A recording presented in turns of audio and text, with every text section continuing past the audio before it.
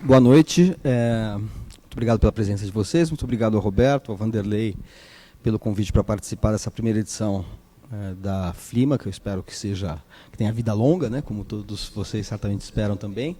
É um grande prazer fazer uma mesa com o Milton Ratum,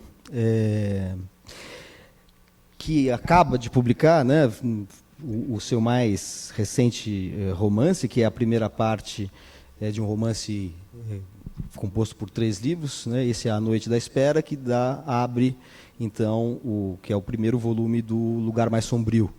Então, é um projeto que vai ser tema da nossa conversa aqui bastante, porque é o novo livro do Milton, e que é um projeto em andamento. Eu acho que tem várias curiosidades minhas e certamente de vocês sobre como vão ser os desdobramentos desse novo livro, que vem na esteira de uma obra que eu acho que todos vocês conhecem, uma obra importantíssima, central, né, da literatura brasileira, que teve início com o Relato de um Certo Oriente, seguido de Dois Irmãos, depois Cinzas do Norte, depois o romance Órfãos do Eldorado, o livro de contos A Cidade Ilhada, e um Solitário à Espreita, livro que reúne crônicas que o Milton escreve regularmente no estado de São Paulo, onde está licenciado agora para escrever. Né? Sempre a gente lê no Estadão que o colunista está de licença para escrever o seu novo romance. É sobre esse novo romance que a gente quer saber, né, Milton? Esta mesa se chama Romance de Formação e a Formação do Romancista. De alguma maneira, A Noite da Espera, e eu imagino que o Lugar Mais Sombrio como um todo, é um livro que tem uma relação forte com a sua experiência pessoal, né? De maneira, eu acho que mais intensa, mais explícita do que do Dois Irmãos, do Relato. Né? Eu acho que essa relação entre vida e ficção se modificou nesse livro. Né? É um livro que trata, embora não seja um livro autobiográfico, digamos assim, nem de longe aquilo que se convencionou chamar de autoficção, não se trata disso, vamos deixar isso claro de saída, não é isso, porém algumas marcas, vamos dizer, biográficas que estão muito presentes, né? A experiência de estudar em Brasília, a experiência de sair do Brasil, que é colocada aqui de uma maneira ainda não... Quer dizer, é colocada de maneira explícita, mas a gente não entende exatamente os motivos que provavelmente vão se esclarecer nos próximos volumes do Lugar Mais Sombrio. Né? O Martim, né, o narrador, é um narrador que está escrevendo de Paris, no tempo presente da narrativa, e está, neste primeiro volume, falando de uma experiência em Brasília nos anos 60, mais especificamente, num ano decisivo que foi 68, o ano de decretação do AI-5. Né? Então, minha primeira pergunta é, em que medida este romance é também uma espécie de romance de formação? Isso tem a ver com a ideia do romance de formação? Boa noite, muito obrigado. Quero agradecer ao Vanderlei, ao Roberto e aos organizadores da Flima, a Daniela, a Amêndola, que me deu uma carona, ao Manuel e a presença de todos vocês. Sim, tem a ver com a minha vida em Brasília, mas quando a vida participa da literatura, da ficção, deixa de ser vida e passa a ser, vamos dizer, uma ficção. Né? Quer dizer, para quem escreve, a vida faz sentido na medida em que ela é transformada em ficção. Esse período que eu morei em Brasília, eu era muito jovem, de fato, eu era quase um garoto de 15 anos, um curumim de 15 anos, vamos dizer assim, para falar na gíria amazonense ou amazônica. E foi uma experiência muito forte e, enfim, muito marcante. Eu cheguei em Brasília, eu não conhecia ninguém, eu fui com 2 amigos morar lá, fascinado por Brasília, pela capital, eu queria estudar arquitetura, e Brasília era, vamos dizer, a cidade grande, entre aspas, mais próxima de Manaus, a 2h30 de voo de Manaus. Quer dizer, eu, enfim, não sabia o que me esperava em Brasília. Né? Quer dizer, que é muito literário, né? O inesperado é o que há de mais literário. né? Os tópicos tradicionais do encontro fortuito, do acaso, do desencontro, são temas literários. Só que eu não estava vivendo a literatura, eu estava imerso na vida real. E em Brasília, de fato, eu caí numa outra realidade, muito diferente da realidade provinciana, de uma Manaus, naquela época ainda pequena, uma cidade pequena, isolada, um pouco perdida, meio estagnada no tempo, e saí de uma infância, de uma primeira juventude, sem muitos problemas, uma vida familiar mais ou menos harmônica, e para chegar para viver numa cidade empolvorosa, né, com um ambiente muito opressivo, e o ano do AI-5, né, dezembro de 68, num colégio extraordinário, que foi um sonho realizado, como Brasília foi, um primeiro grande passo, já uma utopia, um passo realizado de uma utopia que, enfim, que seria continuada, né, futuramente, que foi interrompida bruscamente, brutalmente, em 64, pelo golpe militar, civil-militar. Então, eu vivi, vamos dizer, alguns anos nesse colégio e de aplicação, que foi acho que foi a experiência mais importante enquanto estudante, foi a experiência mais importante da minha vida. Claro, houve também a experiência na USP, na FAO, mas vamos dizer, a formação desse jovem estudante em Brasília foi marcante. E por muitos anos, eu adiei esse projeto, não sei porquê, talvez eu ainda me sentisse imaturo para escrever um romance sobre esse momento, e esperei, né? A noite da espera é uma longa espera, né? Esperei alguns aninhos, quase 30 anos, para começar a escrever. E a ideia do romance de formação foi, claro, foi uma ideia, já estava na minha cabeça isso. O romance de formação, como todos sabem, tem uma origem na literatura alemã do século XVIII, do romantismo alemão. Foi importantíssimo no século XIX, no grande realismo francês, que são os romances da desilusão, que, de alguma forma, também são romances de formação, que basicamente falam vamos dizer, de uma trajetória, de uma vida de um jovem, a vida adulta, e marca algumas coisas aí, né, nessa passagem. O fim da ingenuidade, a descoberta de um mundo, né, do mundo intelectual, político, sentimental,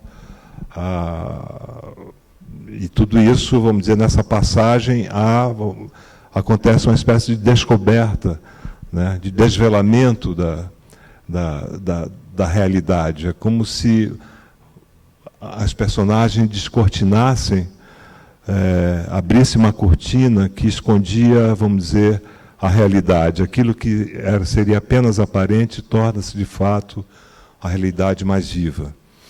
Então, vamos dizer, esse seria a ideia do romance de formação. Eu já ouvi você falar que você esboçou o projeto desse livro nos anos 80, depois o abandonou, retomando agora, e que, de certa maneira, Cinzas do Norte antecipou um pouco isso, né? Que tem uma temática, um movimento de né, da saída do Brasil, da questão do deslocamento, do exílio, da inadequação, né, é um elemento que está presente nos Cinzas do Norte, e que agora você vai desenvolver, me parece que de maneira mais central, né, esse tema. É isso mesmo? Então, Cinzas do Norte foi uma espécie ao mesmo tempo, uma conclusão de um ciclo, iniciado com o relato de um certo Oriente, e que teve 2 irmãos como seu segundo momento. Então, o encerramento desse ciclo, de certa maneira, uma trilogia. Você não anunciou como uma trilogia esses 3 livros, né? O relato, os 2 irmãos e os Cinzas do Norte, né? Diferentemente aqui do Lugar Mais Sombrio, que já na capa tem assim, Lugar Mais Sombrio 1, A Noite da Espera, então, assim, já é explicitamente uma trilogia, mas muitos críticos consideram que os 3 primeiros romances compunham também uma trilogia. Então, Cinzas do Norte seria o encerramento da primeira trilogia e, ao mesmo tempo, uma antecipação do Noite da Espera e do Lugar Mais Sombrio? Sim, eu acho que há pontos de contato, há várias afinidades entre os Cinzas e essa trilogia, o romance e A Noite da Espera. Que no Cinzas do Norte eu quis escrever a história de uma amizade, basicamente, né? Claro que há outras implicações, outros temas e subtemas, mas é basicamente a história de uma amizade e de uma... E também a história de um artista que não consegue, enfim, se entregar totalmente ao seu desejo. É uma história também de uma castração paterna, que simboliza outras coisas, com o pano de fundo do histórico, né, da ditadura. Mas o Cinzas do Norte ainda é, como diz o título, um romance ambientado basicamente em Manaus, um pouco no Rio de Janeiro e na Europa. Então, foi, talvez, inconscientemente, um primeiro ensaio para escrever A Noite da Espera, né? Mas é um romance, vamos dizer, a estrutura da Noite da Espera é diferente de todos os livros do ponto de vista formal, que no fundo é o que mais interessa para o romance, ou para a literatura. Quer dizer, formalmente é muito diferente dos outros romances, né? E aí está implicada a história de uma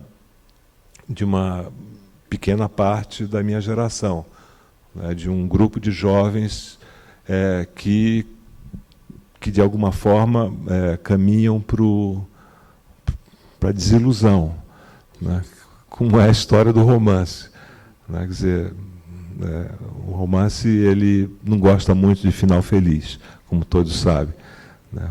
Ao contrário das novelas das 9, ou das 10, ou das 5, das 6, de todas as novelas de TV, o romance ele vamos dizer, ele contraria o final feliz, né? Quer dizer, tudo caminha para um desfecho mais ou menos, se não dramático, né, às vezes trágico. Então, não é o que vai acontecer, não estou antecipando nada, mas seria, de fato, a história de uma desilusão. E, de algum modo, às vezes a história confirma, né, grandes ilusões e grandes desilusões. Não é mesmo? Acho que um dos traços mais notáveis assim, na sua obra, Milton, e eu acho que quem leu seus livros, que estiver aqui, espero que compartilhe, pelo menos em parte, aquilo que eu vou dizer, é a capacidade de falar de dramas que são absolutamente subjetivos, pessoais, mas, ao mesmo tempo, relacionados com um entorno, com um contexto, né, social que se faz presente. Só para dar um exemplo rápido, 2 irmãos, você tem 2 irmãos gêmeos que têm uma rivalidade fratricida, e um deles vai para São Paulo, ou vem para São Paulo, e se torna um capitalista, e o outro tem uma coisa um pouco libertária e libertina ao mesmo tempo. Então, são os 2 lados. Ao mesmo tempo, é um drama de rivalidade bíblica entre 2 irmãos, mas também são 2 figuras que também representam, de alguma maneira, as 2 formas da nossa realidade político-econômica, né? Um capitalismo agressivo e um capitalismo predatório, dissipador, vamos dizer assim, encarnado por esses 2 irmãos. Sem que nada seja esquemático, obviamente, mas é só para visualizar isso. Aqui no Noite da Espera, a questão pessoal é a separação Martim, que é o protagonista e narrador, em relação à sua mãe, né? Todo o conflito que atravessa esse primeiro volume da trilogia essa separação do filho em relação à mãe, encontros e desencontros entre eles, enfim, uma nostalgia. Mas, ao mesmo tempo, já se anuncia uma outra separação, né, que é a separação do exílio. Essas duas coisas parecem que se relacionam. Eu queria saber se isso vai...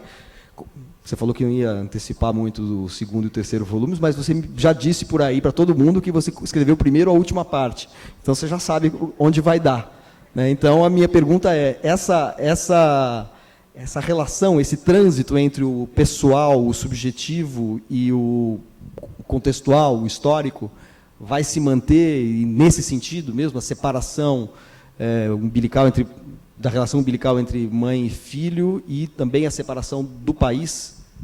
Isso vai se manter? Vai ser essa tônica? O diabo é que o Manuel faz umas perguntas difíceis e desconcertantes, porque eu já nem posso falar muito sobre os outros volumes, porque eu não acabei ainda. Eu pensei que eu tivesse terminado e a gente se engana quando a gente se escreve, né? E agora, revisando tudo, que não é pouco, é muita coisa, eu cheguei à conclusão de que eu precisava reescrever tantas partes e me deu uma preguiça enorme. Outro dia um general falou da indolência indígena que nós herdamos. Eu me reconheço tanto nessa indolência, né? Não no general, que é uma figura sinistra, mas essa indolência, porque, veja só, a nossa indolência amazônica, a gente trabalha, eu escrevo de 8 a 12 horas por dia e leio, e ainda me acho indolente, mas isso não é nada quando eu vejo as pessoas em Manaus, ou Belém, ou Rio Branco, ou Macapá, trabalharem de manhã cedo, naquele calor até o fim da tarde. Que estranha indolência é essa? Mas, voltando à sua pergunta, e deixando a indolência de lado, que é apenas mais um mito racista, um mito negativo, né, que lembra um pouco o Euclides da Cunha, quando ele falava dos sertanejos com muito preconceito, essa raça inferior, né, como ele dizia, na sua ingenuidade, na sua miopia.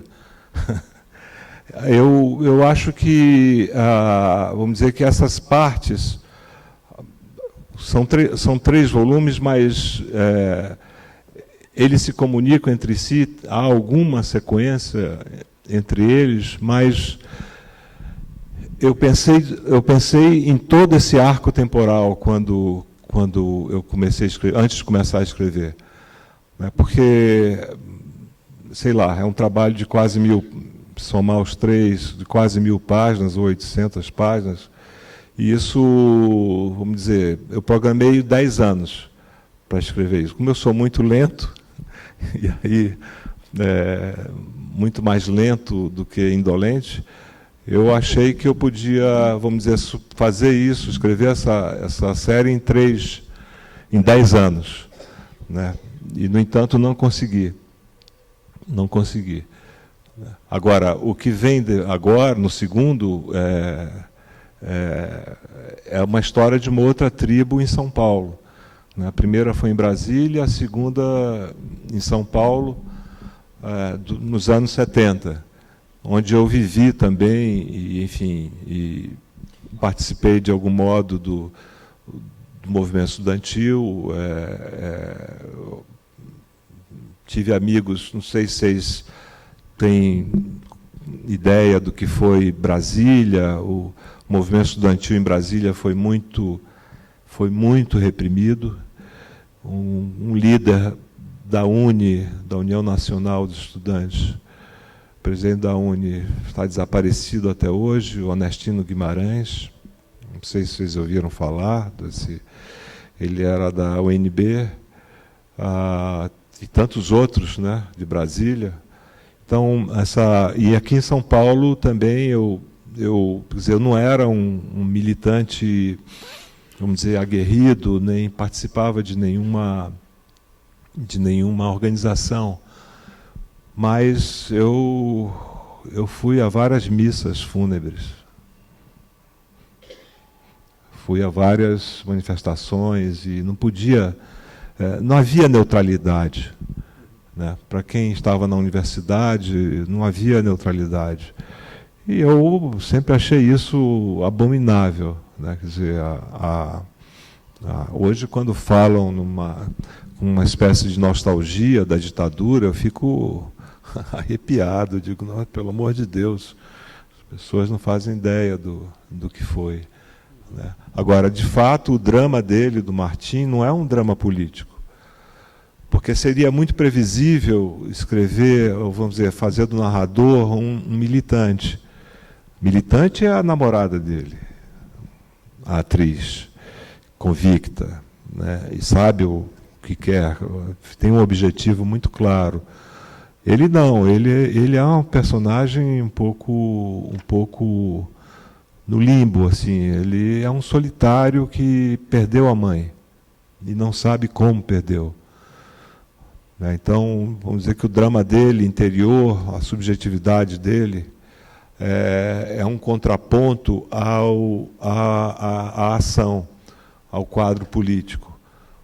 E eu sempre penso no romance, e essa é uma lição que eu modestamente aprendi, também com paciência, de alguns romancistas, esse equilíbrio entre os fatores externos que configuram, vamos dizer, dados da realidade, e os fatores internos que, vamos dizer, que dão espessura à subjetividade de um personagem ou do narrador.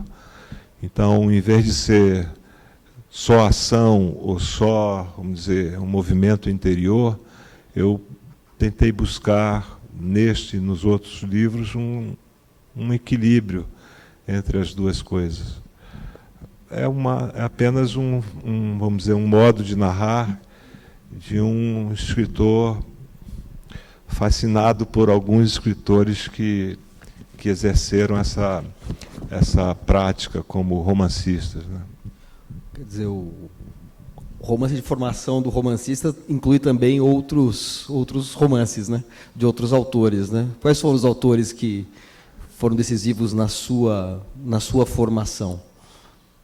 Então, eu acho que o romance de formação inclui, para todo escritor, a leitura é tão importante, às vezes, mas dependendo do escritor, às vezes é mais importante do que a própria experiência de vida. Uhum. Para um escritor como Jorge Luiz Borges, a experiência da leitura é muito mais importante do que a vida dele, que foi uma vida, enfim, de leitor, de intelectual, uma vida de alguém que passou a vida lendo e refletindo, né? Quer dizer, isso e escrevendo. Quer dizer, há até uma nostalgia da ação na obra do Borges, uma espécie de nostalgia da aventura, né? Em alguns contos, como El Sur, né? O Sul, que é um conto belíssimo, em que há o duelo, quer dizer, a nostalgia pelo duelo, pelo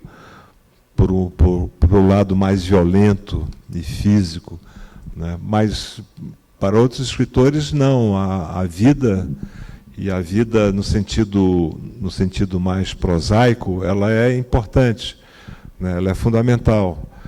E os dois, não há, vamos dizer, uma predominância, um é melhor que o outro. Depende muito da linguagem, sempre da linguagem, né? Então, meus escritores, Manuel, são os clássicos. Se eu fosse nomear, eu nomearia os clássicos. Três? Bom... Só para matar aquela curiosidade que todo mundo... Tá bom. Olha, um escritor que me marcou muito, que decidiu, e pensando nele, na obra dele, ultimamente, eu vou falar sobre ele terça-feira na Biblioteca Mário de Andrade, São Paulo, vocês estão convidados, foi o Graciliano Ramos, que eu li jovem ainda, antes de viajar para Brasília, no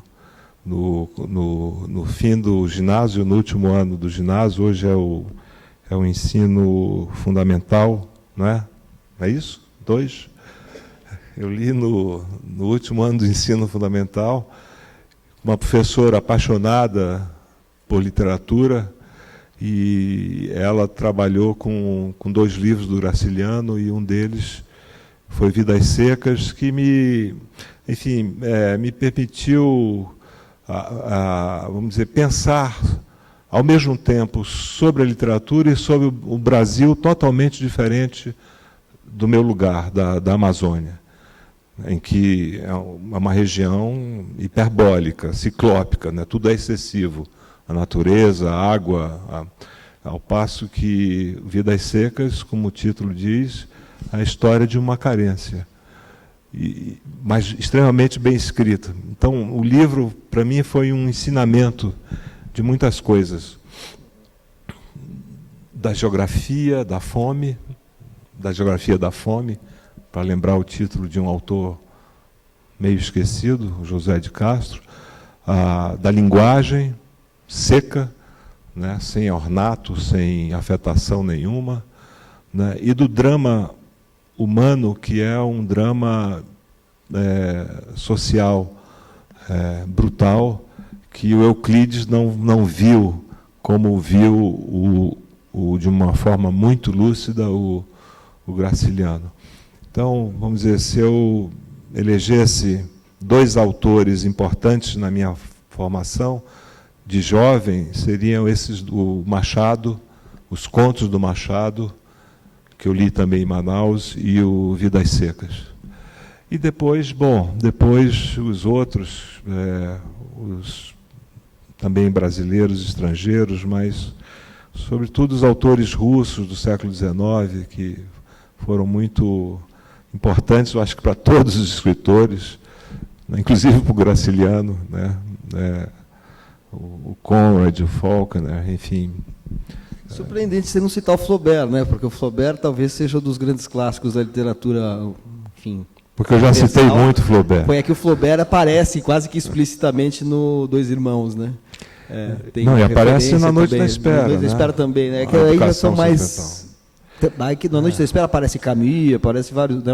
Camus, eu vou fazer uma pergunta já sobre o Camus, que não é sobre o Camus, mas sobre uma personagem, mas aí eu não quero me antecipar. Você falou da linguagem seca do Graciliano, que foi uma coisa que para você teve uma importância, e talvez até e o universo dele, esse universo ossificado dele, que talvez, né, tenha sido um contraponto ao mundo opulento que você viveu, né, em Manaus e tal.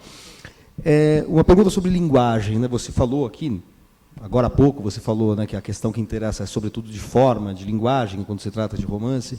Queria te perguntar em que medida a linguagem mudou quando você saiu daquele primeiro ciclo de romances, né, do Relato, Dois Irmãos e o Cinzas do Norte, que são livros que têm uma narrativa sempre muito controlada, mas ao mesmo tempo muito atenta às camadas de tempo que vão se sedimentando, tem uma relação, vamos dizer, eles têm um andamento quase solene, no sentido assim de ir acumulando as experiências, fazendo diferentes tempos conviverem, confluírem. Então tem uma narrativa muito justamente que tem esse andamento lento e muito trabalhado.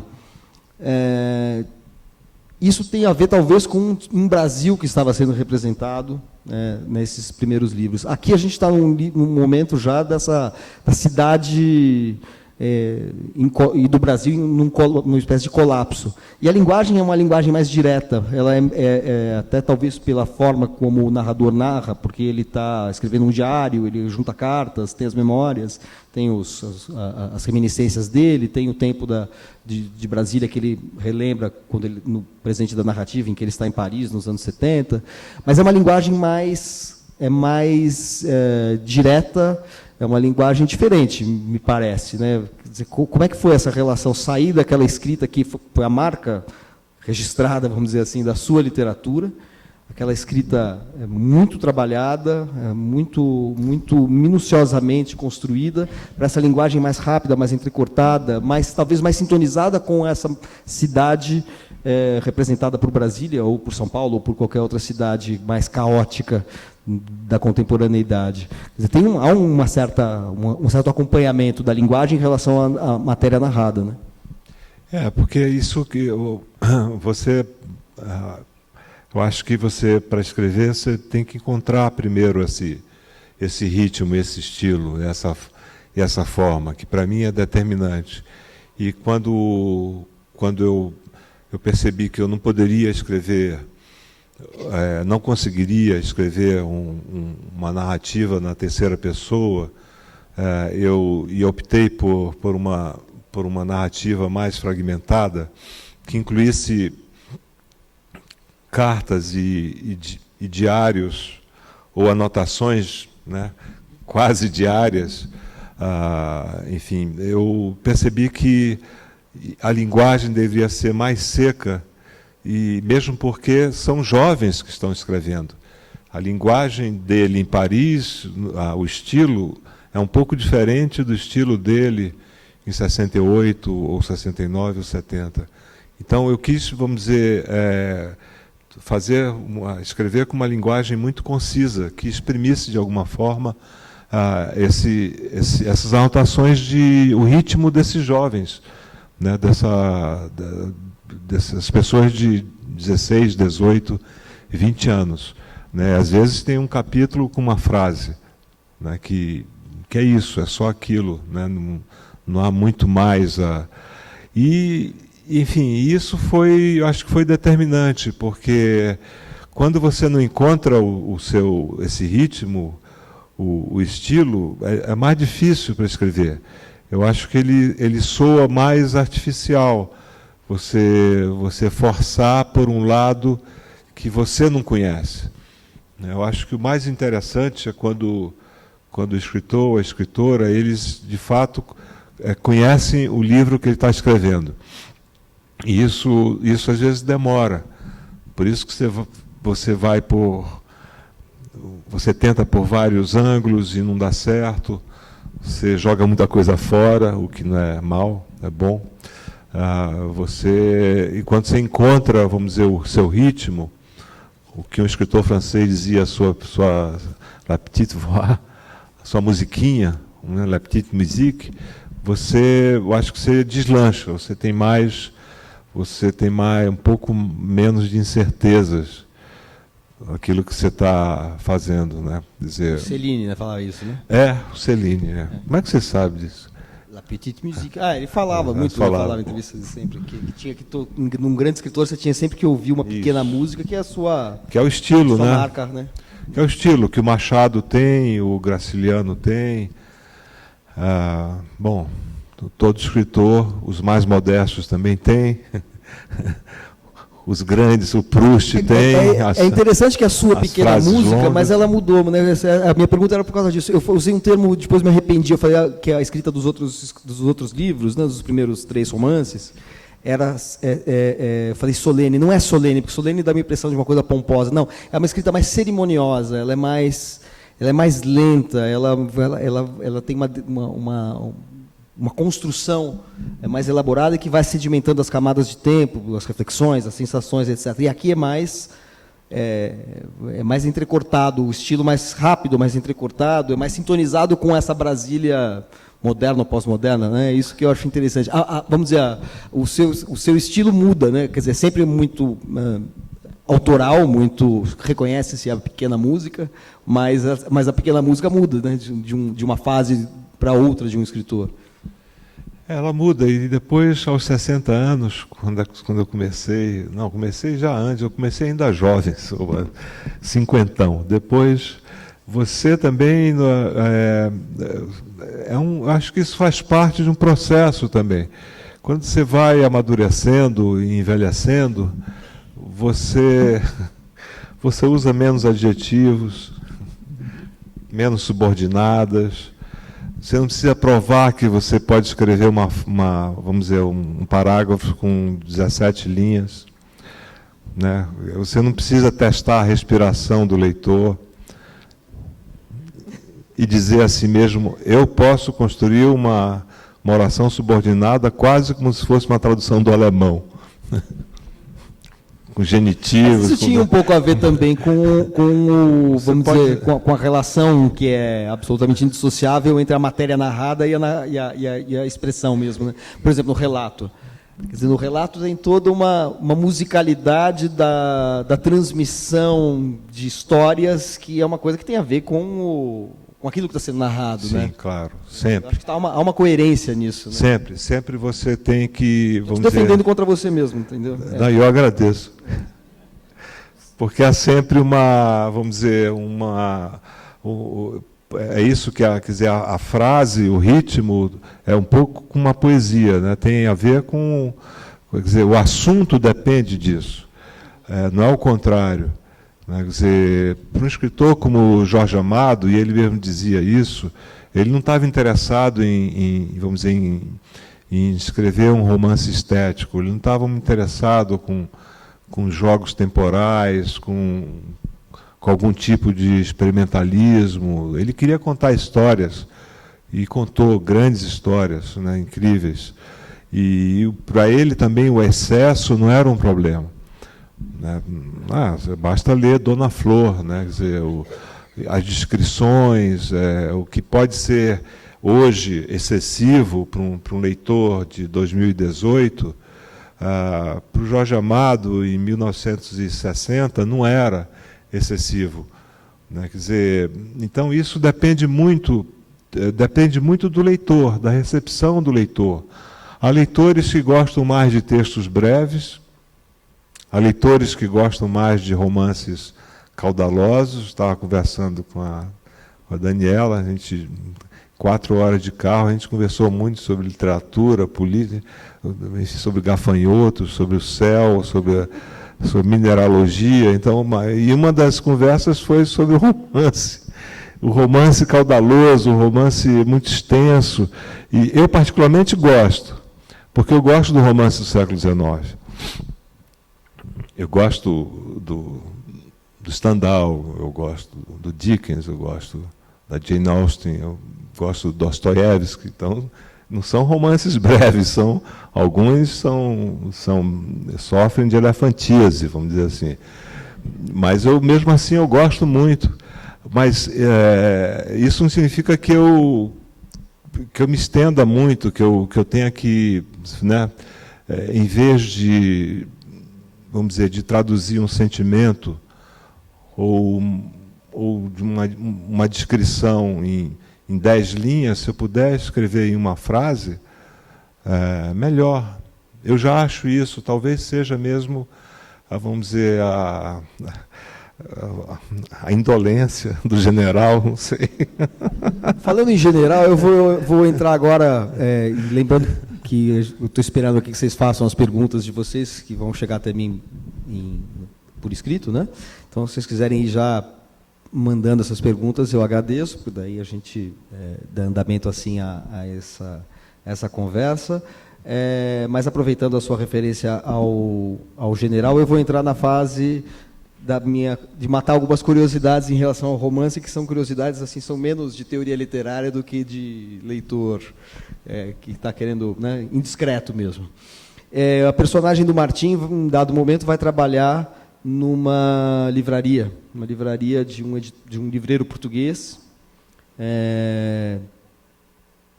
e ele encontra uma hora, chega um militar que desce de um carro, e esse militar é descrito brevemente como o cérebro da caserna. O cérebro da caserna. E compra, eu tinha falado do Camus, que a pergunta tinha a ver com o Camus, ele compra A Peste do Camus nessa livraria. Esse cérebro da caserna, um militar erudito e ao mesmo tempo, em alguma medida maquiavélico e tal, faz a gente pensar no Golbery do Couto Silva, que tinha sido que foi o cérebro vamos dizer, do governo militar, pelo menos do Castelo Branco e depois do Geisel e do Figueiredo, né? Porque o regime militar teve seus choques internos também, e o Golbery sai de cena junto com o Geisel quando entra a alinhadura do Costa Silva e do Médici.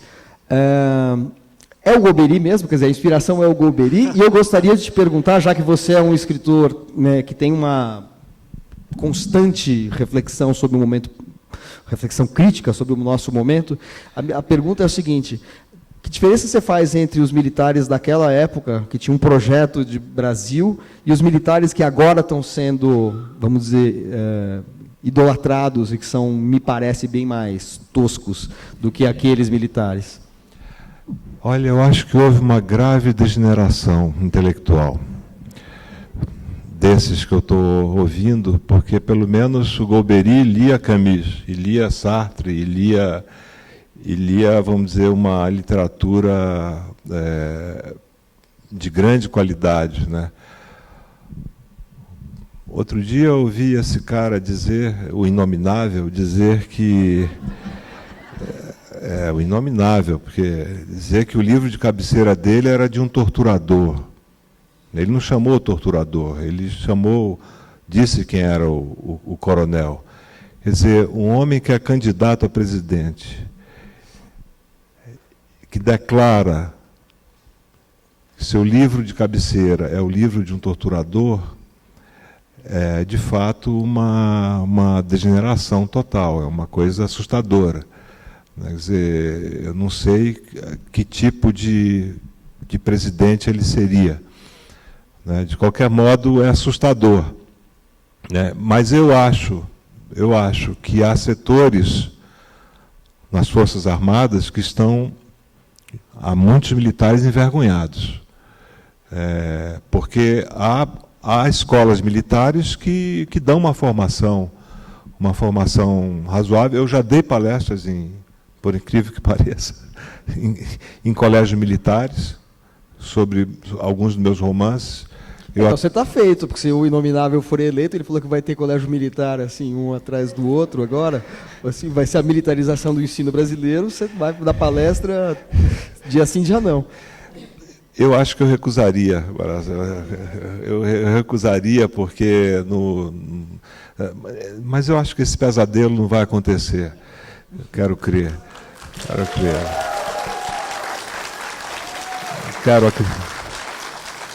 Não quero acreditar que, vamos dizer, que eu não sou tão pessimista assim. Mas, enfim, havia assim, uma elite de militares que tinha uma formação, e deve ter uma elite ainda que... O problema é que esses que estão aí fazendo política são, de fato,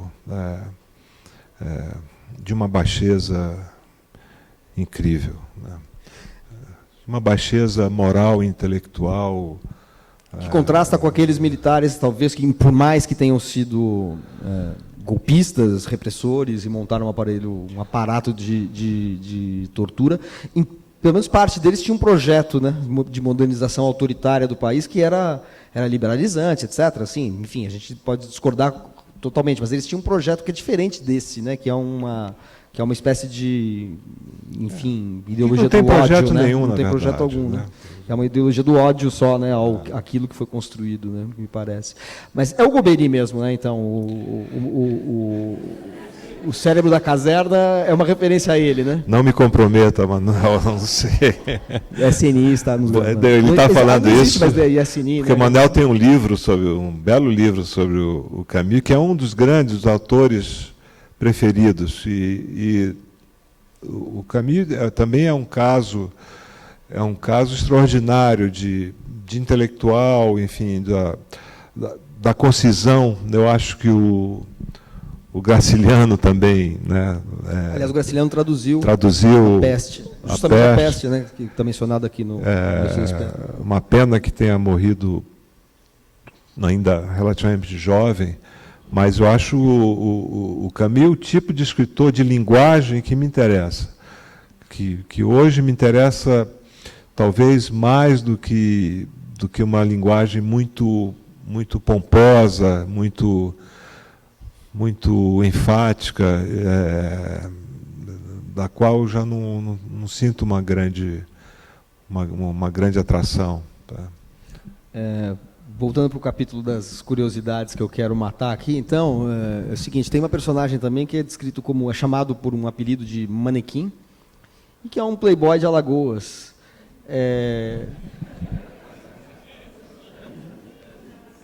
Que, na verdade, tem até um entreveiro lá com o Martim, com a turma dele, né, tal. Eu quero saber em que medida o playboy de Alagoas corresponde àquele outro inominável de Alagoas, e se efetivamente, se essa cena, se esse contato pessoal aconteceu no seu caso. Aí eu sei que o romance tem uma série, lógico, todo romance traz algumas marcas de experiências pessoais, e ele pode ter isso sem ser autobiográfico nem de longe, não é o caso, como eu falei no começo aqui. Mas eu quero saber se algumas coisas, por exemplo, eu sei que a livraria do livreiro português em Brasília existiu mesmo, tal, né? Ele se chamava Vitor Alegria, e no romance é Jorge Alegre, né? Ele está vivo, eu reconheci. Então tem essas referências. Tem algumas referências. O manequim, não, esse energúmeno foi meu colega do colégio de aplicação, o cara de Alagoas. Playboy de Alagoas.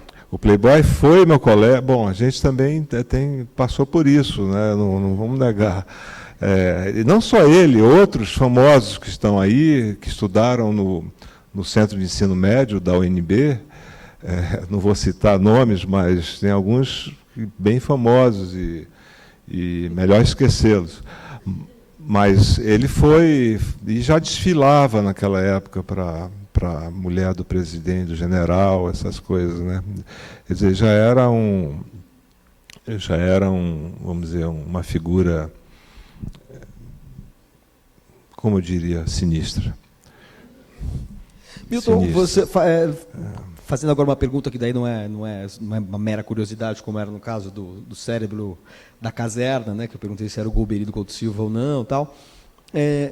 Há no romance uma coisa que chama atenção também, e é uma coisa interessante, assim, que é o convívio de gerações, em que às vezes o jovem, o filho, ele participa de movimento estudantil e tem um pai que, enfim, está ligado a todo o universo do poder, às vezes até do poder militar, né? Porque a gente está em pleno regime militar aqui no romance. Às vezes é o contrário, né? Tem a figura de um embaixador que é um homem tradicionalista, mas é um humanista. Ele é um homem conservador da tradição humanista, mas ele não se confunde com os reacionários que estão no poder.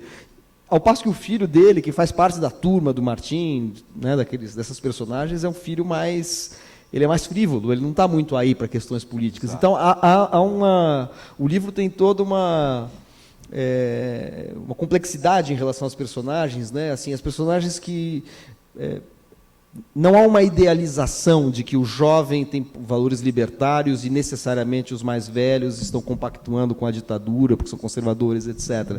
Você tem um convívio ali você tem várias nuances ali das personagens, e eu queria saber em que medida isso vai se projetar e continuar nos próximos volumes da trilogia, porque parece que o pai do Martim é uma personagem que fica uma sugestão, fica uma ideia de que ele terá participado vamos dizer assim, ele ter se envolvido com o sistema de segurança ou de repressão, com o aparato repressivo do regime. Então, eu queria saber como é que você trabalhou essa relação que havia em Brasília de proximidade e distanciamento do poder em diferentes gerações. Infelizmente, a literatura não é mais complexa do que a realidade. Não é. Só que o romance, mas nós não, vamos dizer, nós não alcançamos toda a complexidade nem da realidade, nem do ser humano, nem de nós mesmos, porque nós não conhecemos. Quando alguém diz, eu conheço fulano profundamente, não é verdade.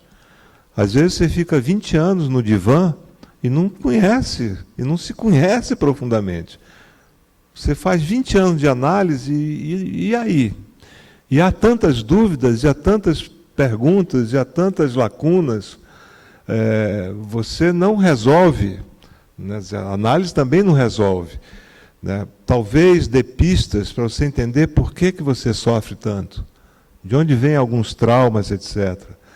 Então, a vida ela é mais complexa. No entanto, o romance ele tenta mostrar uma complexidade que muitas vezes nós não vemos na nossa vida, como pessoas, e que nós podemos ver na literatura, na vida das personagens. Mas eu tive amigos que eram, por exemplo, filhos de secretário de segurança, filhos de pessoas que trabalhavam para a repressão. E eles eram, vamos dizer, pessoas que estavam, jovens que estavam militando contra a ditadura e, portanto, contra o pai. Queriam matar o pai. Era uma história de parricídio, né?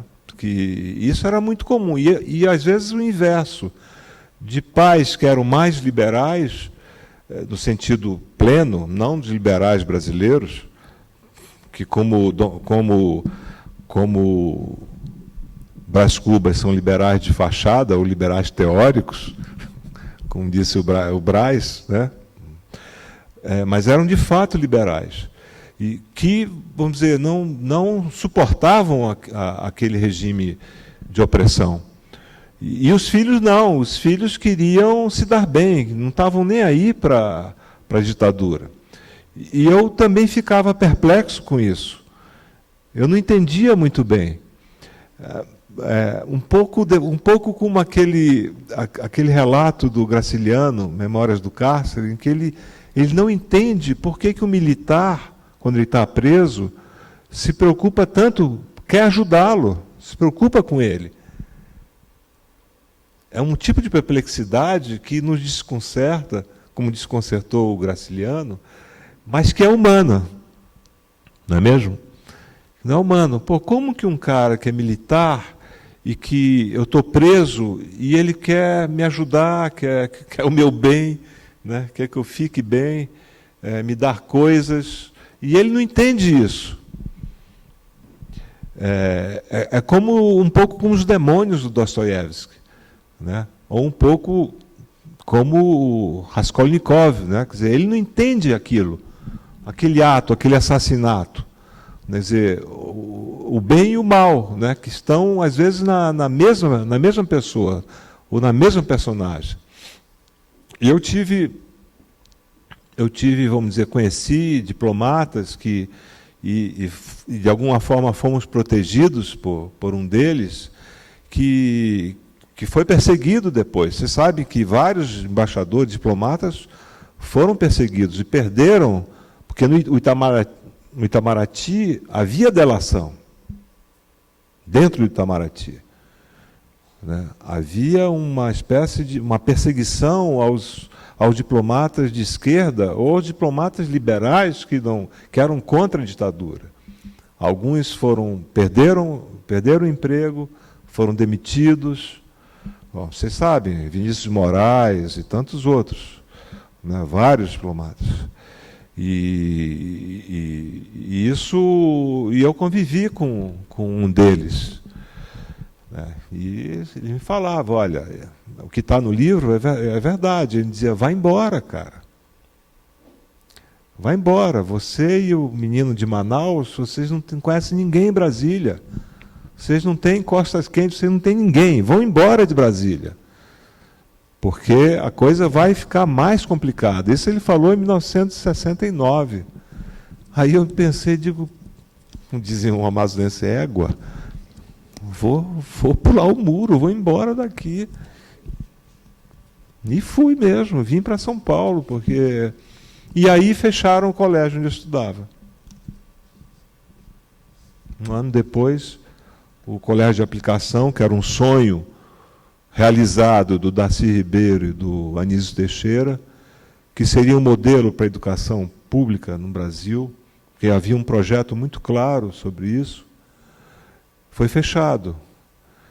E muita gente foi presa. Aí foi o começo dos anos 70, a Universidade de Brasília foi um horror. Foi demissões, prisões e tudo que a gente sabe. Chegaram várias perguntas aqui para você. A mais sintética delas está aqui, é a seguinte: em quem votarás? As outras são todas sobre literatura. Não precisa responder, se você não quiser. Não, eu não tenho... Por que não? Eu posso responder, porque eu não vou porque eu vou esconder. Eu fiz só porque eu achei engraçado, eu estou muito direto. Assim, em quem votarás? Eu vou votar, na segunda pessoa. Assim, eu vou votar no ex-ministro da Educação, Fernando Haddad.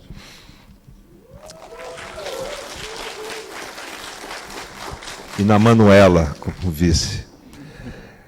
É o meu votinho modesto, mas muito consciente.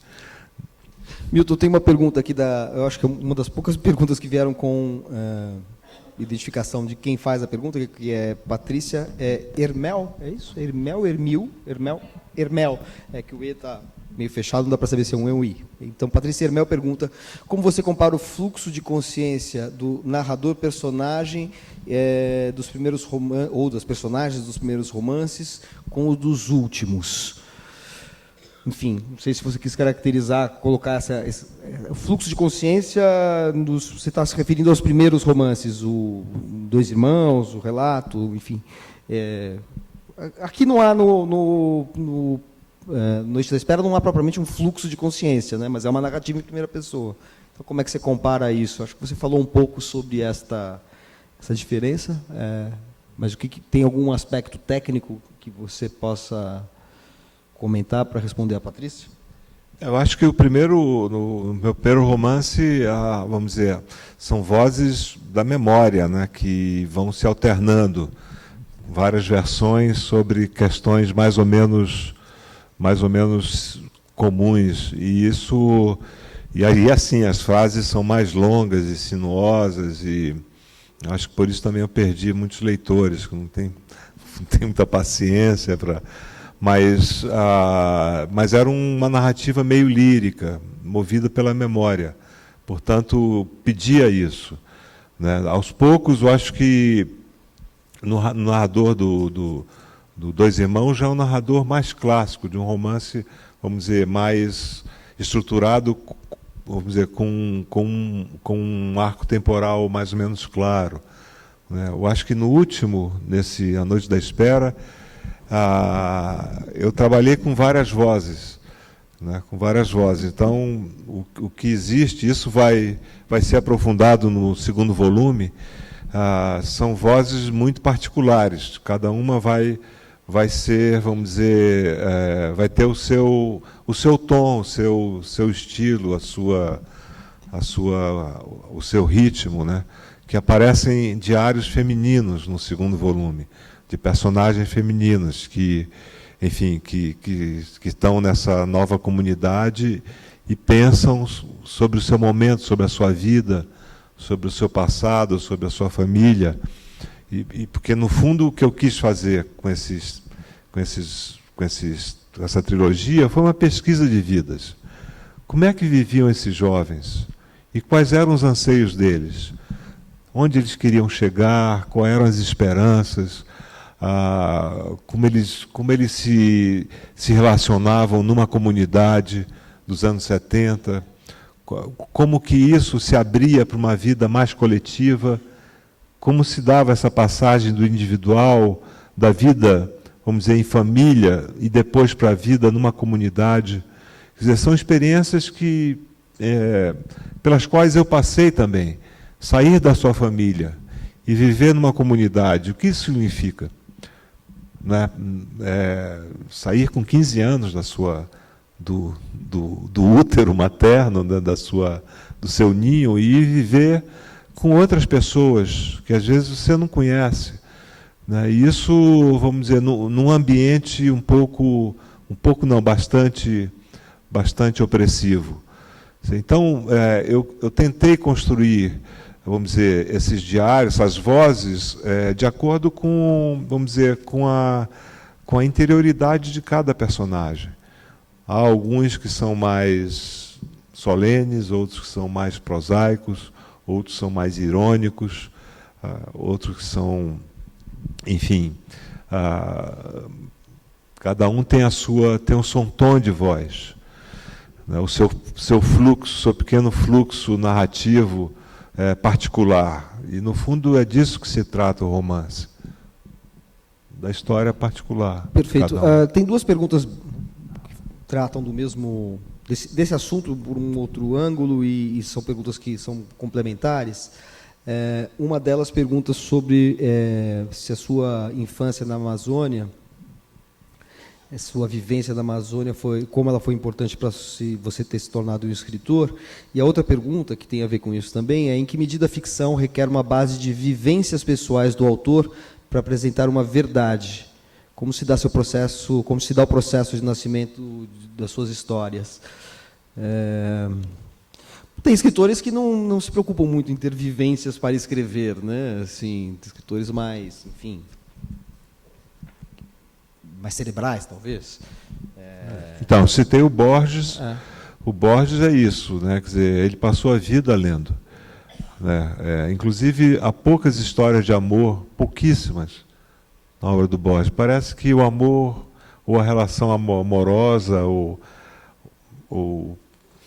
carnal, ou sexual, parece que isso não, enfim, passou um pouco ao largo, né? A grande paixão era mesmo a literatura, o amor estava mais nos livros. Embora haja uma ou outra história de amor, em Amazonas, por exemplo, mas ou disputas por uma mulher, né? Com aquele conto fantástico, né? O Intruso, se eu não me engano. Aliás, dois irmãos que se apaixonam por uma mulher, uma prostituta. Eu esqueci a pergunta. Sim, a verdade. Eu acho que a verdade da literatura não é uma verdade, vamos dizer, filosófica nem ontológica. A verdade da literatura é a verdade das relações humanas. É essa verdade que se busca, né, dos conflitos interiores, dos conflitos sociais, que podem ser mais ou menos, vamos dizer, relacionados com a realidade, com o tempo histórico. Mas o mais importante é a verdade das relações humanas que o leitor sente, ou percebe, ou assimila através da linguagem, né? Porque o que institui isso, quer dizer, o que conduz a essa verdade, não é a vontade do escritor, porque isso ele quer que o leitor se convença de que aquilo, vamos dizer, poderia ter existido. Que há uma suspensão, vamos dizer, da descrença, como diz o Coleridge, e você passe a acreditar naquilo, né? Mas a questão é se a linguagem, vamos dizer, te leva a acreditar naquilo que você está lendo. Essa é a verdade profunda da literatura, né? E aí a experiência tem muito a ver, porque seja da vida, seja da leitura. Embora a experiência da leitura seja uma experiência da vida, né? Então, às vezes você tem muita experiência, você pode ter sido preso, ou sei lá, ou ter participado de 1000 coisas, e quando você escreve um romance baseado, inspirado na sua vida, você não consegue passar a verdade da sua vida. Porque a verdade da sua vida, na literatura, está na linguagem, na construção desses conflitos. Por isso que o romance o diabo desse gênero é difícil. Mas, de qualquer maneira, dentro dessa... Se fosse possível fazer uma tipologia de escritores, né, o Borges é um escritor mais cerebral, de metaliteratura, digamos assim como vários outros escritores. A gente poderia citar, sei lá, o Calvino, na literatura moderna, vários outros, né? E outros escritores são escritores muito... que deflagram a ficção a partir de uma vivência intensa. E você me parece ser dessa outra dessa outra turma, que talvez seja, eu acho, que a mais encontrável, né, na história da literatura. Acho que a gente encontra mais escritores que transformam a sua vivência numa verdade ficcional, né, sem que seja uma tradução automática da vivência. Eu acho que isso, você se enquadra dentro desse grande cenário, né, porque eu acho que há uma uniformidade na sua obra, a referência, por exemplo, às suas raízes manauaras, às suas vivências, sua experiência em São Paulo, em Paris, em Barcelona, nos seus contos, por exemplo, a Cidade Ilhada tem vários contos que também tratam de... É como se o tema homogêneo dos romances se individuasse em algumas narrativas que daí traduzem um pouco vivências que você teve, sei lá, em Barcelona, por exemplo, como no caso dos contos da Cidade Ilhada. Mas você também tem narrativas que são, vamos dizer, metaliterárias, né? Sobre Euclides da Cunha, por exemplo, na Cidade Ilhada. Quer dizer, você faz um trânsito entre essas duas vertentes, esses dois tipos de escritor, embora eu acho que predomine a questão da vivência, né? É bom que o Manuel fala tudo, eu não preciso acrescentar nada. É verdade. É verdade, porque na Cidade Ilhada tem um conto que o Euclides é um trauma desde os 15 anos de idade. Ele me perseguiu durante... Porque eu não conseguia... Essa é uma coisa que nem personagem que você quer que seja assim, ela é assado. O Euclides, eu me perguntava, desde a primeira leitura em Manaus, no Colégio Estadual, quando eu li A Luta, a última parte, e depois das explicações do professor, eu me perguntava por que esse gênio verbal, desgraçado, escreve bem, tem um domínio da língua como poucos, usa um vocabulário preciosista, incrível, domina a frase, ele pode escrever uma frase sinuosa, sem fim. Por que ele é tão ingênuo? Por que ele foi tão ingênuo? Por que ele caiu no conto da teoria racial, do determinismo climático? Mas era a época. Eu falei, sim, mas o Machado não caiu nesse conto.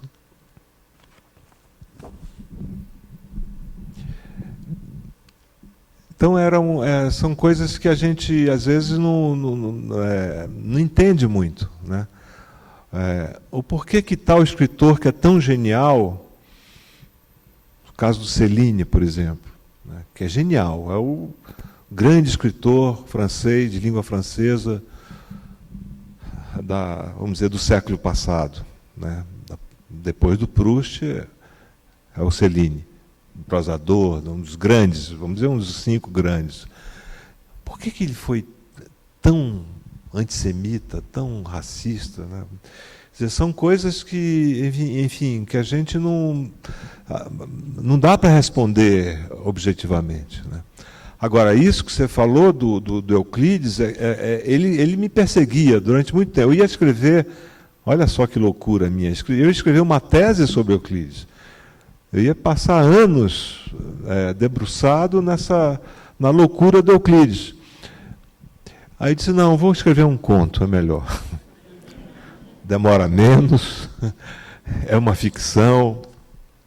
E aí surgiu, quando eu morava nos Estados Unidos, na Califórnia, surgiu a Carta de Bancroft, que é o conto que é muito cerebral também. Aí sim, que tenta ser uma metalinguagem de uma carta que, na verdade, não existiu.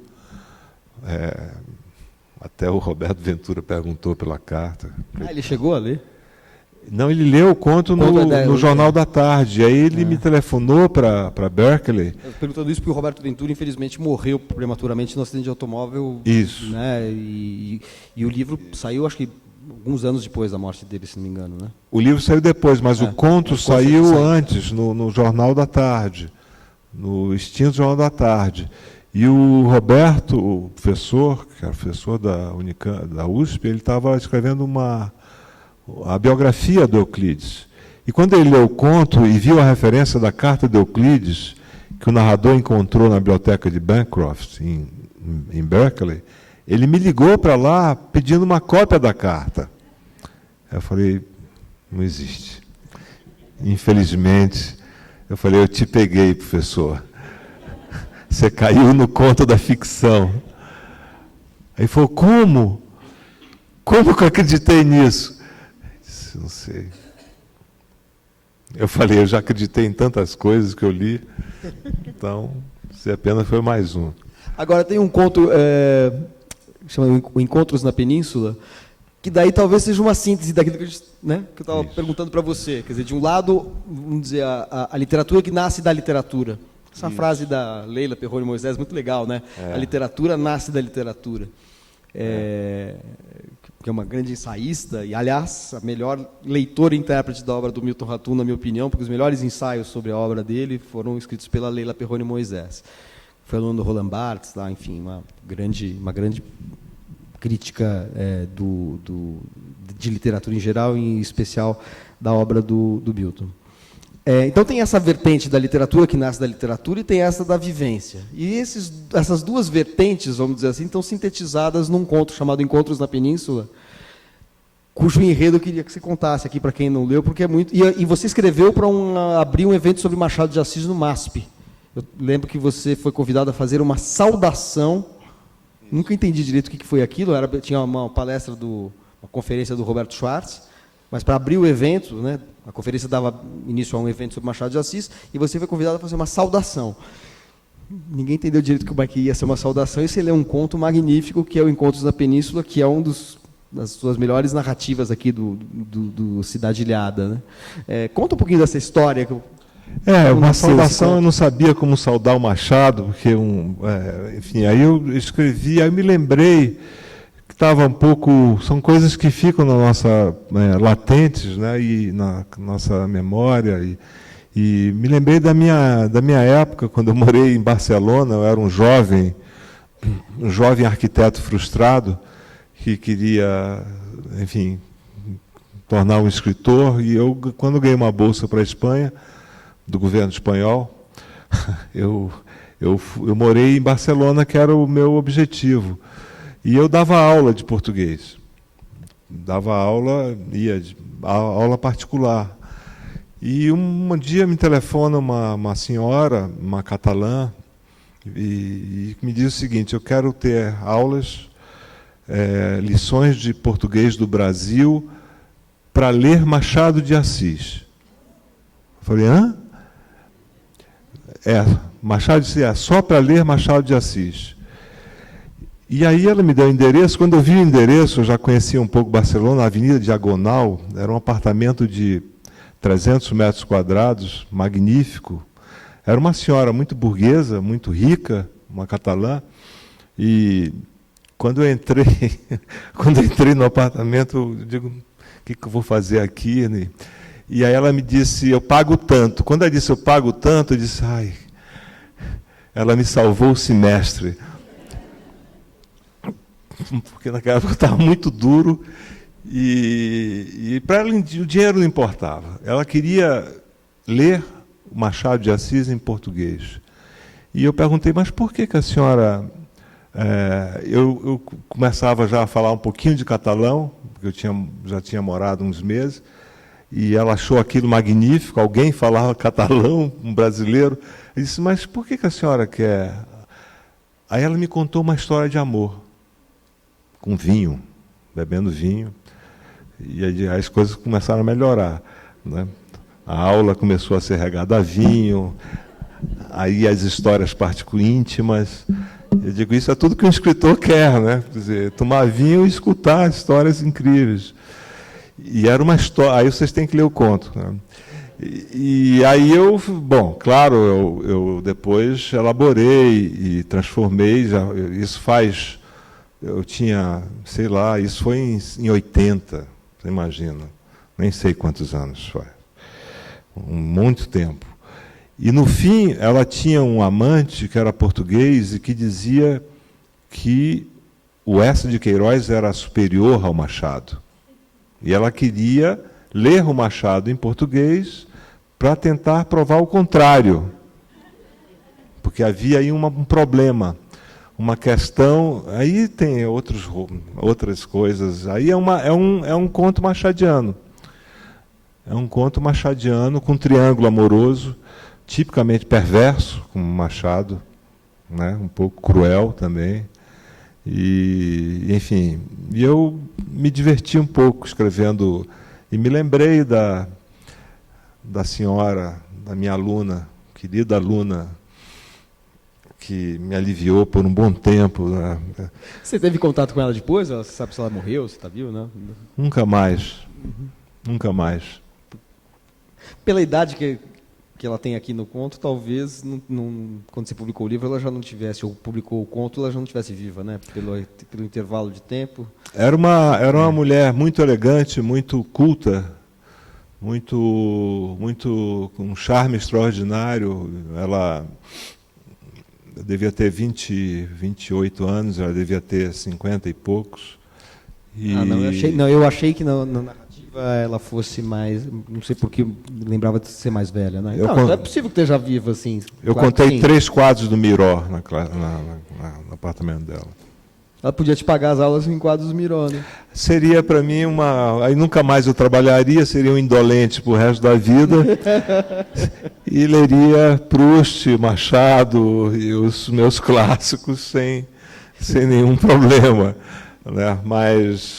Mas não, foi. E ela aprendeu, ela leu bem Machado no fim. Conseguiu ler. No fim de. O conto é sensacional, ele ainda foi até o final e, né, assim, o que interessa, obviamente, é a maneira como isso vai sendo urdido, e os livros do Milton estão aqui na livraria, aqui na entrada, então ele pode autografar quem quiser, porque é um conto fora de série. Tem 2 perguntas aqui que são também semelhantes. Eu estou tentando usar, peço desculpas a quem fez as perguntas, porque como a gente tem um limite de tempo, eu tenho que tentar sintetizar algumas. Tem uma pergunta que pergunta qual é a relevância para o presente de um romance que se passa no passado, né, qual é a importância, qual é o significado disso, né, para o presente. Acho que está embutida a ideia de que talvez um romance que se passa no passado, de alguma maneira, espelha também um pouco o presente, né? E a outra pergunta é até que ponto a política atual, com seu roteiro com seu roteiro de sobressaltos no dia a dia, pode inspirar uma nova linguagem, uma linguagem que reaja a essa realidade. Então, a relação entre realidade e linguagem, e do tempo da narrativa e o presente, são 2 perguntas que eu acho que são semelhantes. Eu acho que o romance, a literatura, ela fala basicamente sobre o passado. É uma construção, vamos dizer, uma reconstrução pelo imaginário do passado, mas não há vamos dizer, não há narrativas neutras, não é um passado cristalizado, é um passado que repercute, vamos dizer, no presente ou no nosso pensamento, nos nossos sentimentos. Quer dizer, o romance geralmente foge do tempo presente, do circunstancial. O mais propício ao circunstancial é a crônica jornalística. Mas a literatura, vamos dizer, a musa tutelar da literatura é a memória, né? É o passado. Agora, quando você evoca o passado, ele repercute com força no presente. Né? Isso, por exemplo, quem leu o Processo do Kafka, não há livro mais, não há romance, vamos dizer, mais atual, e eu acho que sempre será atual, do que o Processo. Quer dizer, um homem que é condenado, que é preso, sem saber porquê, ninguém explica quais são os motivos da prisão, ele está envolto numa burocracia, né, num mundo totalmente vigilante, administrado, né, e não sabe qual é a pena dele, embora ele não tenha saída nenhuma.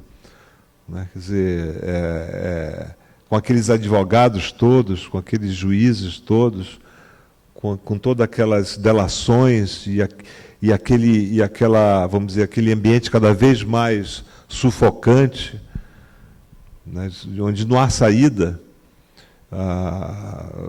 não vejo nada mais atual do que o Processo.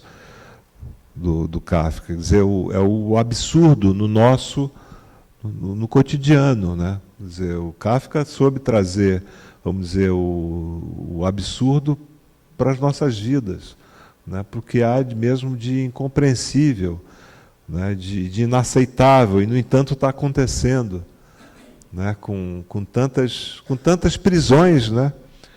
Com tantas prisões por aí que inexplicáveis, vamos dizer assim, né?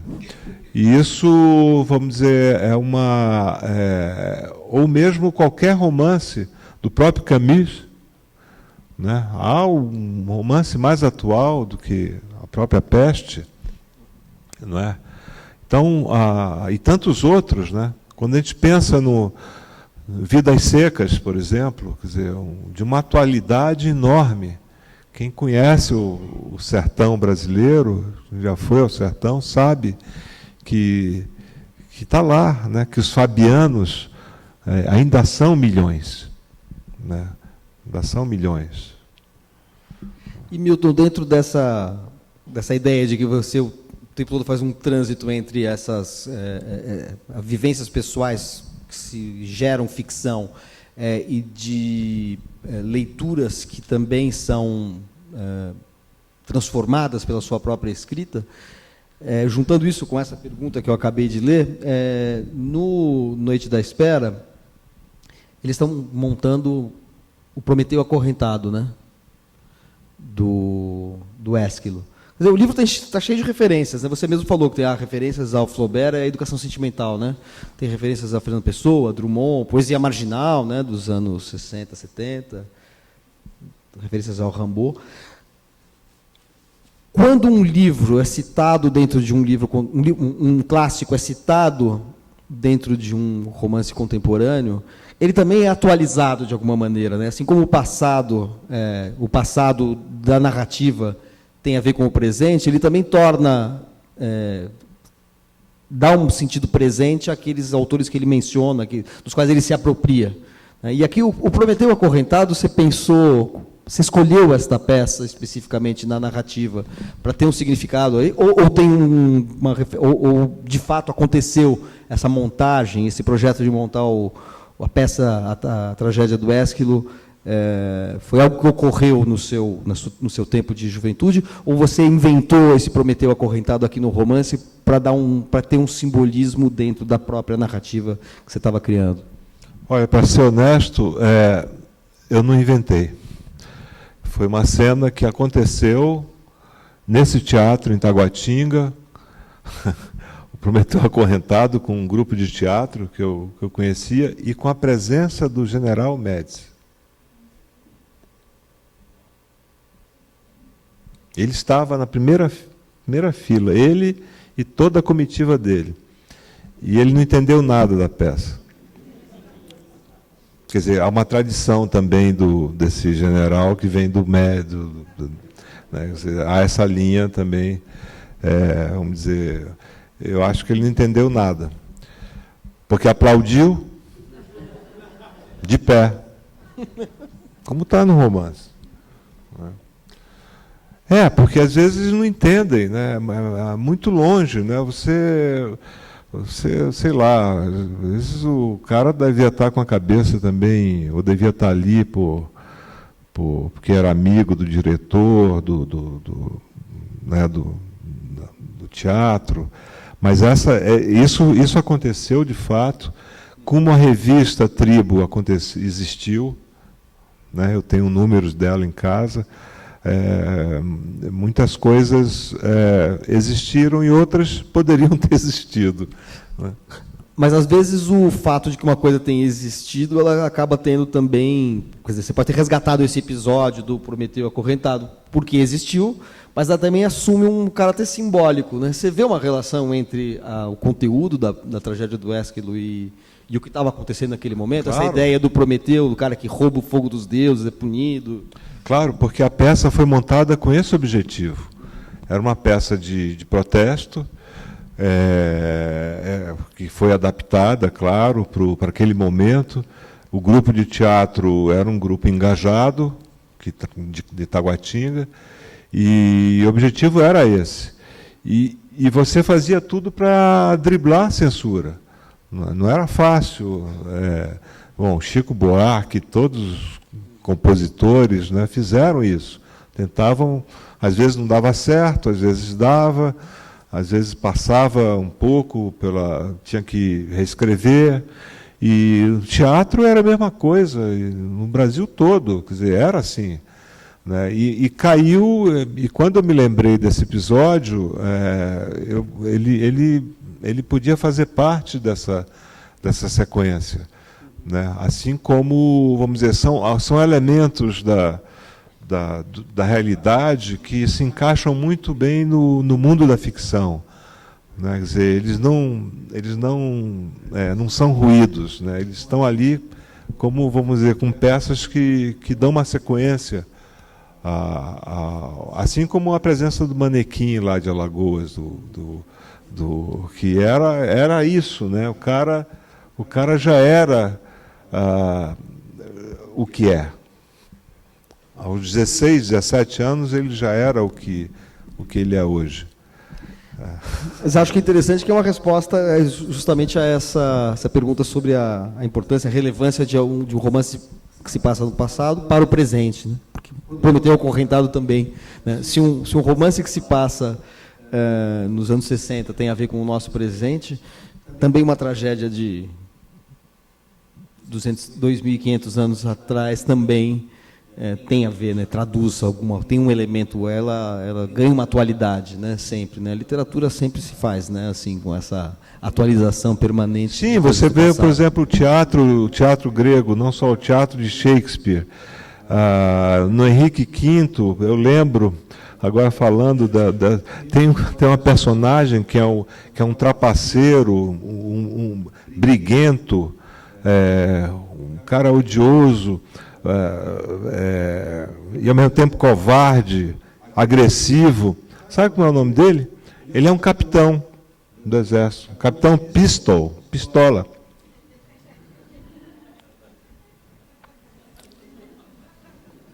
Vocês não se lembram de ninguém? Mas está no Shakespeare já.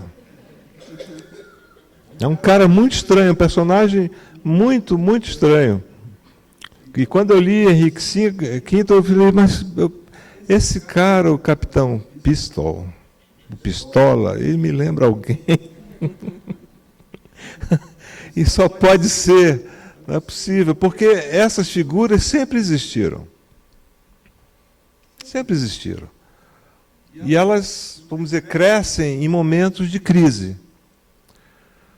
Né? Em momentos de crise, de violência, de muita violência, de desilusão, elas crescem. E depois voltam desaparecem também. Né? Quer dizer, é cíclico.